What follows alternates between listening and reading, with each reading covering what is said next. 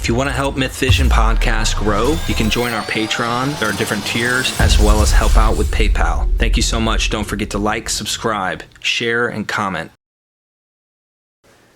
Dr. Price, Chris Palmero asks, Dr. Price, what do you think of the 2nd century apologist who supposedly wrote the Greek audiences like Athenagoras, Manicius Felix, Tatian, Aristides, if I'm pronouncing this correct, and why they totally de-emphasize Jesus and the New Testament? Specifically, what he thinks of the modern apologetic argument on this, that they didn't mention those things because they were trying to emphasize only what they thought would appeal to learned pagans. Is that argument valid in any way? I don't think it is, because as Jacob Neusner said, what we cannot show, we do not know. You can't, this argument seems to be saying that that even though they don't mention the stuff, they must have known it. Well, how do we know that? Well, because all early Christians knew about the Gospels and Jesus and all that stuff. They must have. Why? I mean, why should we think so? Just because all the early Christians were the same, and they were basically the same as modern Christians. It's like it's the twin of the argument that tries to refute Burton Mack and others about Q.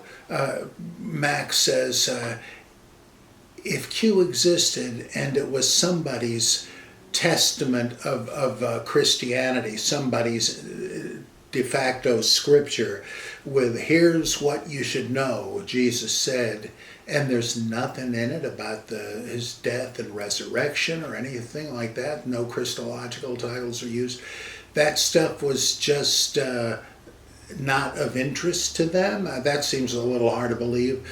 And Max says we have no real evidence that whoever compiled this believed any of these things. Wouldn't they have said it? And if they didn't and still knew it, you really got to ask why.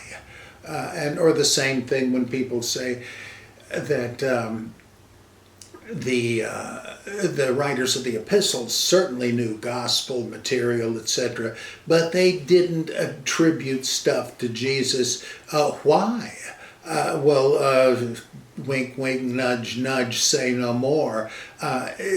Even somebody of the stature of the late, great James Dunn, who passed away this week, I was very sorry to hear that. I really loved his books for decades. He said, well, somehow they figured that if they attributed these sayings to Jesus, though they knew that's where they came from, it would be less effective than not attributing them to him. That seems crazy to me. And it's the same kind of nonsense, whereas it seems much more reasonable to say that, no, once they get quoted and ascribed to Jesus in the Gospels, it's because people have decided, oh, Jesus must have said it. But the lack of attribution in the epistles seems to mean that they didn't know because it wasn't true. And I'd say the same with the 2nd century apologists.